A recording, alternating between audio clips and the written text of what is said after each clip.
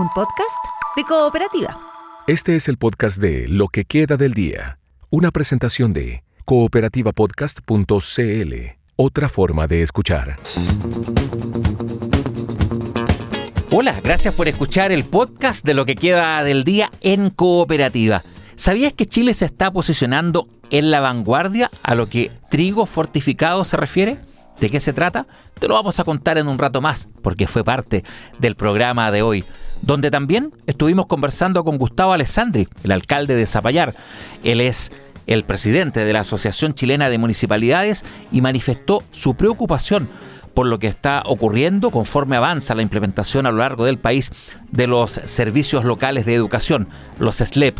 Asegura que han cuadruplicado el gasto que antes hacían los municipios y que la educación municipal no figura de buena manera en los actuales rankings. También habló de los mecanismos de control para evitar que se generen irregularidades como las detectadas en municipalidades durante el año 2025. Tenemos un Estado setentero para una generación millennials, tenemos un Estado que no está a la altura de lo que necesitamos hoy día y tenemos que modificar, tenemos que normar nuevamente el Estado, tenemos que prestar un mejor servicio y tenemos que también al interior de las instituciones modificar y ampliar los distintos mecanismos de control que nos permitan resguardar las atribuciones que tenemos y también prestar un mejor servicio.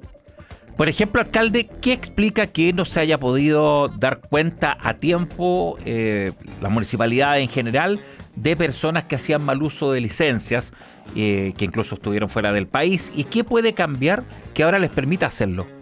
Primero porque uno hace y entrega los antecedentes al COMPIN y se demora la respuesta 6, 8 o 10 meses en ver si la salud es compatible o incompatible. Si es FONASA, nadie va a su domicilio y lo revisa y no hay un trabajo colaborativo entre las instituciones del Estado, lo cual eso hace imposible saber si salió o no salió del país, saber si está resguardando reposo en su casa o no, y saber qué tipo de licencia es, con qué médico. Entonces tenemos que, si somos funcionarios públicos, tenemos que saber qué rol cumplimos y tenemos que también tener conocimiento de causa de qué estamos obligados a hacer y no hacer. Y eso creo que nos falta. Tenemos que la profesionalización con la vocación de servicio tienen que ir de la mano. Y eso a nosotros los chilenos nos cuesta y nos falta. Alcalde, hay también dentro de lo último, cierto, que hemos conocido, la situación que se dio con el contrato en el Estado de personas inhabilitadas para trabajar con menores de edad. Hay un registro para eso, ¿cierto? Allí también hay una parte que compete a municipios. ¿Por qué se dan todavía estas situaciones si hay un registro para hacerlo? Eso es el mejor ejemplo en donde las instituciones no conversan entre sí, trabajan de islas separadas. Entonces, si hay un registro, no verificaron en el registro si eran compatibles para trabajar con menores de edad las personas que se estaban contratando. Y eso es lo que no nos puede pasar en este Estado que ocupe tecnología, que ocupe las plataformas, las herramientas que entrega este mismo Estado para cumplir con la normativa vigente. Y eso es lo que nos falta a nosotros, los funcionarios públicos, a nosotros, las autoridades, a nosotros, quienes debemos velar para prestar un buen servicio, aplicar, tener y comprender lo que necesitan nuestros vecinos y cumplir con la normativa. Estamos conversando con el alcalde de Zapallar, Gustavo Alessandri, presidente de la Asociación Chilena de Municipalidades y también primer vicepresidente de la AMUCH. Alcalde, respecto a la situación de los servicios locales de educación pública, los SLEP, que se están ampliando, por ejemplo, hoy hemos comentado acá ampliamente el impacto que va a tener ya el inicio en Santiago. ¿Están los fondos para esto? ¿De qué manera los municipios van a conectar, dialogar con los SLEP después de la desmunicipalización de la educación? Pero ahí, Rafael, me cambia de tema y me lleva a un tema que es muy complejo, que es, se realizó hace años atrás una reforma ideológica que choca con la práctica, con la realidad de la educación en Chile y que está medido con los resultados de la última prueba, en donde la educación se está centralizando en los servicios locales de educación pública, donde la burocracia gana. Cuando la burocracia gana, es muy difícil que tenga buenos resultados porque no se está administrando bien. Cuando la subvención para un alumno que está bajo el sostenedor municipal es 1, y mientras el otro que está en servicio local de educación pública es 4, es muy difícil competir, pero ambos son de la educación pública. Entonces es complejo, se está aumentando los recursos y no tiene resultado. Entonces hay que ver qué pasó en esa reforma, hay que ver por qué ya nadie habla de educación pública y de calidad, y hay que ver por qué está aumentando la centralización y no tenemos resultados. Ahí hay una denuncia incluso que ustedes han hecho respecto a que el Estado está invirtiendo mucho más dinero de lo que hacía antes, lo cual no sería, digamos, a lo mejor negativo en primera instancia, pero habla usted de cuadruplica el gasto municipal y que esto no está dando resultados. Efectivamente, porque está centralizando. Entonces, y lo que está haciendo se está dando cuenta recién el Estado o el gobierno central de que las municipalidades invertíamos recursos propios en educación. Entonces se dieron cuenta recién ahora de los montos que de verdad se invertían en educación, cuando antes los municipios eran los malos de la película porque teníamos que hacer magia para poder llegar a fin de mes y pagar las cotizaciones previsionales, poder pagar los gastos que de verdad tenía educación, porque solo con la subvención de asistencia en educación no alcanza. Ahora, hay una mirada bien crítica en algunos actores que incluso hablan de cómo analizar la posibilidad de revertir esto. ¿Usted está en ese plan? ¿Podría ser una propuesta desde la asociación al nuevo gobierno, por ejemplo?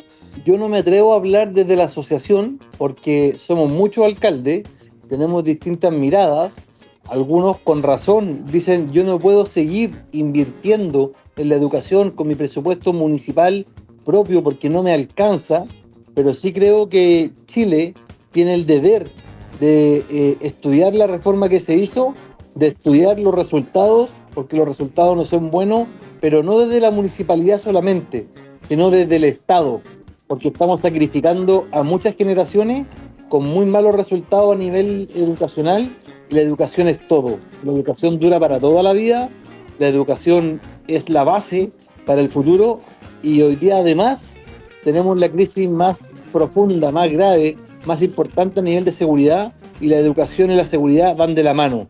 Hoy día aumenta la deserción escolar y aumenta la inseguridad y aumenta el delito. Entonces tenemos que trabajarlo en conjunto y hay que crear la fuerza de tarea, y el Ministerio de Seguridad y el Ministerio de Educación tienen que trabajar de la mano. Alcalde, ¿usted es partidario que el nuevo gobierno, que el presidente electo, cuando ya sea presidente de la República, José Antonio Kast, intervenga en esto, haga algún tipo de intervención? Tengo mucha esperanza y estoy comprometido con que el presidente va a intervenir, va a analizar, va a pedir y va a medir. Yo creo que lo que le falta al Estado, a los gobiernos, a quienes administramos recursos públicos, nos falta medir los programas, los proyectos, medir los resultados, si tienen los resultados esperados o no. Y creo que eso hace una competencia justa, competencia hacia uno mismo, de que si se obtienen esos resultados o no, según la inversión, según el trabajo, según los profesionales, según lo que espera el vecino, distintas encuestas, la atención en el CEFAM, en la posta rural, la atención al apoderado, la atención en el mejoramiento del pavimento de la calle y la vereda, y eso tenemos que empezar a implementarlo, y espero que el presidente Kast lo exija, igual que probidad, que transparencia, porque necesitamos tener un Estado activo, tener un gobierno activo con metas claras para poder cumplir los objetivos que tenemos los chilenos. Si bien está claro, cierto, cómo está ahora diseñado esto con la llegada de los SLEP, alcalde Alessandri, ¿qué responsabilidad van a tener de aquí en adelante los municipios si a los colegios municipales, digamos, les va mal? ¿Cero? Porque hay una responsabilidad también de lo que pase afuera. Los mismos SLEP lo han dicho, de que deberían los municipios preocuparse, por ejemplo, de los temas de seguridad fuera del colegio, los entornos, en fin. Pero es que distingamos. En la ley de los SLEP ahí está la posibilidad, cumpliendo 4 requisitos copulativos, que la municipalidad se quede como sostenedor. Hay algunos municipios, como el Carmen, Zapallar, que lo han logrado. Y esos municipios siguen como sostenedor de la educación pública. En otro, y aquí está el grave error del proyecto, no pensaron en el transporte para la educación, no pensaron en las actividades extraprogramáticas. Yo soy un convencido que uno en la educación no forma números, forma personas. Y en eso tiene que tener actividades extraprogramáticas, tiene que tener actividades deportivas, tiene que tener actividades después de las 3:30, 4 de la tarde, tiene que tener actividades con la familia los fines de semana. Y eso no está pensado en el SLEP. Entonces, la municipalidad siempre va a estar formando a los vecinos, siempre va a estar formando a esos niños, a esos jóvenes, a esos adolescentes. De una u otra manera va a estar vinculada con la educación. Los que pensaron que por una ideología iban a sacar la educación de la municipalidad se equivocaron. Y es por eso que han tenido los resultados que han tenido, que son nefastos. Entonces, ¿somos capaces de poder trabajar en conjunto con el SLEP? Claro que sí. ¿Dónde está el problema? Que el SLEP en su reforma no consideró la territorialidad, no consideró la localidad, no consideró la red de apoyo que necesita una persona para formarse.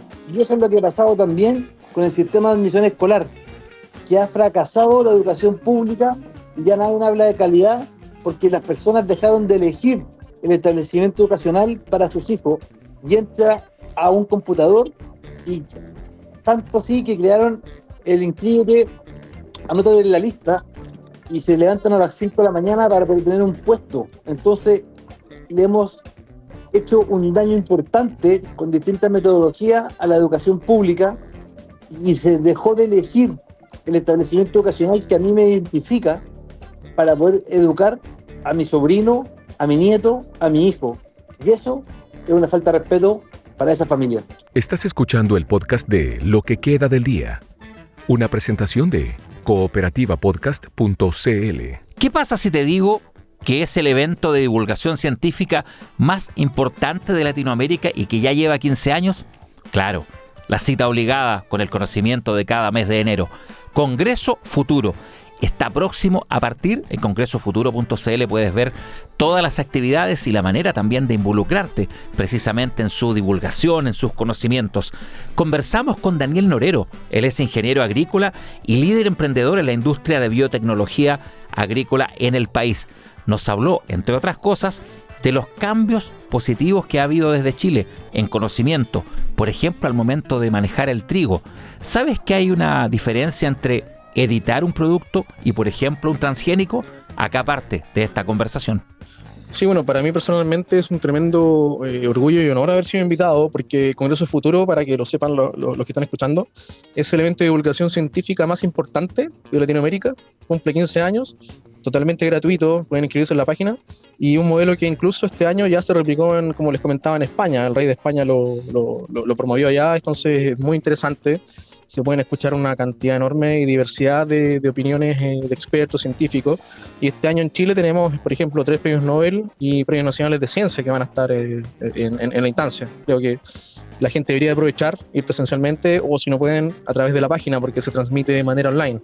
Sin duda es muy relevante poder estar presenciándolo, ya sea en el lugar, con los lugares que disponen de entradas, así como lo que está pasando, ¿cierto?, con los distintos streaming. Vamos a ir también a ese punto, por supuesto, hacia el final de nuestra conversación, para que todos puedan estar muy atentos a dónde seguir Congreso Futuro. Respecto a otros temas, Daniel, ¿qué significa que Chile sea un hub global de innovación en semillas? Sí, mira, en mi charla parto comentando ese punto. Hoy en día nosotros tenemos muy claro que Chile es un gran exportador de, por ejemplo, frutas y vinos, pero es muy poco conocido de que la tercera exportación agrícola importante del país son las semillas. Y no solo las semillas de por sí, sino que la investigación y desarrollo en nuevas semillas, digamos, con mejoras para adaptación al cambio climático, para tolerancia a plagas herbicidas, mejor nutrición. Y Chile ya por más de 30 años, a través de una cooperación entre el sector público y privado, una seriedad en términos regulatorios, se ha establecido como el hub más importante del mundo que presta estos servicios de investigación y desarrollo y exportación de semillas a nivel mundial. Y eso es parte de lo que voy a estar exponiendo. Y después prosigo con todo lo que son las nuevas tecnologías de biotecnología, digamos, como edición genética, que en mi caso yo cofundé una startup en Valdivia, donde aplicamos edición genética en trigo y otros cereales, y hay otras empresas y sector público en Chile en la misma línea.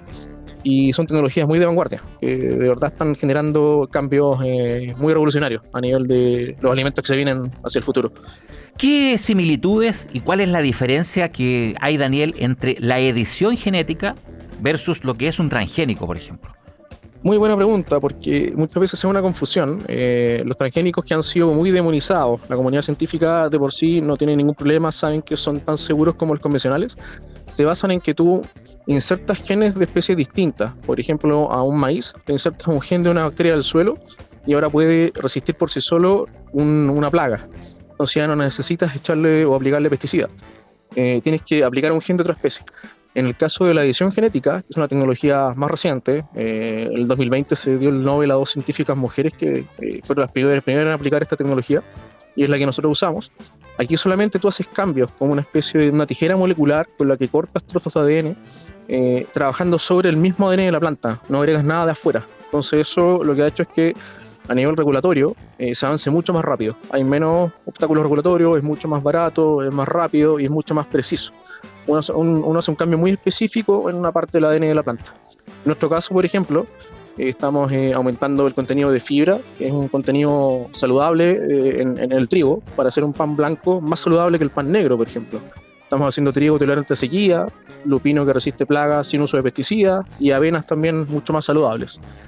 Estamos hablando del Congreso Futuro 2026, del 12 al 17 de enero. En esta oportunidad, el evento de divulgación de ciencias y conocimiento más grande de Latinoamérica, que vuelve a todas las regiones del país. Daniel Norero es ingeniero agrícola y uno de los líderes emprendedores en la industria de la biotecnología agrícola. Daniel, ¿qué es lo que están desarrollando con edición? A propósito de lo que recién nos decían, en la startup Neocrop Technology, aquí en Chile. Sí, mira, de los desarrollos que te mencionaba, el más avanzado y que nosotros estamos muy orgullosos es un trigo alto en fibra, que lo que aquí se logró fue aumentar, digamos, buscamos incrementar 10 veces la cantidad de fibra dietética, porque hoy en día Chile, por ejemplo, consumimos ni siquiera la mitad de los requerimientos médicos diarios, un compuesto que te ayuda a reducir los riesgos de sobrepeso, de obesidad, de enfermedad cardiovascular, de diabetes, y no se está consumiendo. Entonces nosotros dijimos, oye, mira, Chile no está consumiendo los alimentos que te entregan esto, fortifiquemos un alimento de consumo muy popular como el pan blanco, que a toda la gente le gusta, la marraqueta, la yuya, y integrémosle la fibra, sin tener que pasar por un pan negro que al consumidor no siempre le gusta. Entonces ese fue como el enfoque pragmático. Y algo importante es que el año pasado el SAC nos otorgó la primera luz verde regulatoria a nivel americano, de todo el continente americano, en que se consideró que este trigo no es transgénico, es un trigo mejorado por CRISPR, por edición genética, es convencional y pasa a mercado como uno normal. Y somos los primeros, digamos, de una startup pequeña de Valdivia, vale recalcar, lo logró, y se logró aquí en Chile, después en Argentina, mucho antes que cualquier otro gran país o empresa. Segundos del mundo, incluso después de China. Sí. ¿Qué relevancia tiene eso un poco para la ciudadanía, cierto, que nos escucha hasta ahora también? ¿Qué significa? ¿Cómo pone a Chile en las grandes ligas esta luz verde regulatoria para un trigo editado? O sea, nos pone, la verdad, en la vanguardia, en la primera liga mundial de país que está avanzando con estas tecnologías nuevas en el agro. Hoy en día Chile es el segundo país del mundo que ha dado respuesta positiva o aprobaciones a más cultivos editados después de Estados Unidos. Hay, por ejemplo, aparte del trigo nuestro, hay manzanas que no se oxidan, con más vitaminas, hay aprobaciones chilenas para vinos, hay empresas norteamericanas que han traído alimentos de afuera, y la verdad que son la mayoría de ellos con beneficios para el consumidor. Yo creo que eso es muy importante mencionarlo. Y nos pone, la verdad, en la vanguardia mundial de lo que podemos lograr como país y cómo Chile está entrando ahora a definir el futuro de la alimentación, que es parte de lo que voy a mostrar con mucho más detalle en mi charla del Congreso Futuro. Oye, Daniel, un tema que siempre se ha conversado respecto a la realidad chilena es el consumo de pan. Y estaba siguiendo lo que nos decías respecto, por ejemplo, al mismo trigo. ¿Sería viable en algún minuto, por ejemplo, que exista una marraqueta blanca igual de rica, pero más saludable que el pan negro? Sí, así como tú lo mencionas. De hecho, es lo que estamos trabajando. Nosotros hoy actualmente estamos en fase de ensayos de campo, obteniendo ya las semillas en mayor escala. Y lo que buscamos aquí es lograr justamente una harina blanca con 10 veces más fibra. O sea, de hecho, 3-4 veces más fibra que el pan negro, pero con el mismo sabor que nos gusta a todos los chilenos. La misma lluvia, la misma marraqueta, con el mismo sabor, la misma crocancia, pero que es mucho más saludable. Nos va a ayudar a estar en mejor forma, con mejor peso, a reducir los riesgos de diabetes. Y creo que eso es muy importante, o sea, y que lo estemos haciendo en Chile. Eso yo lo veo de mucho valor. Un trabajo que estamos haciendo científicos chilenos de región, aquí en Valdivia. Yo creo que es muy valorable ponerlo en la pizarra.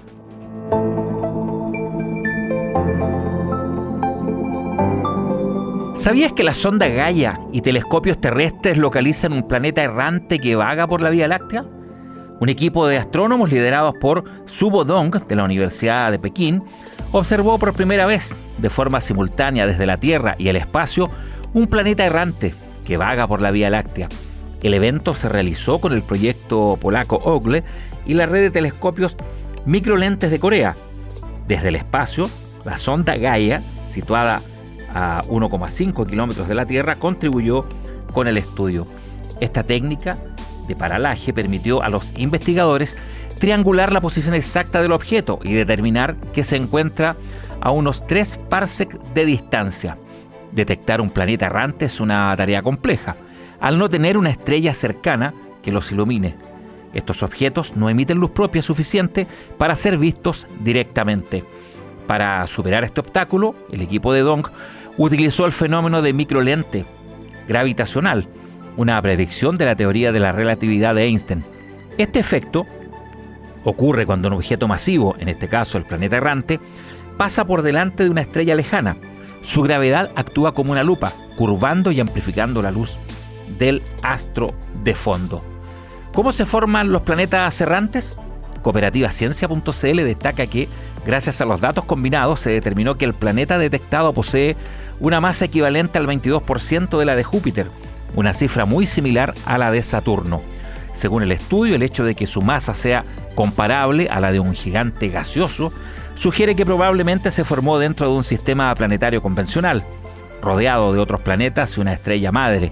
Sin embargo, debido a interacciones dinámicas violentas, el cuerpo habría sido expulsado violentamente hacia el espacio interestelar. Esta teoría descarta que el objeto se haya formado de manera aislada, como ocurre con las pequeñas estrellas o las enanas marrones. Por el contrario, confirma que los planetas errantes son, en muchos casos, exiliados de sus hogares originales.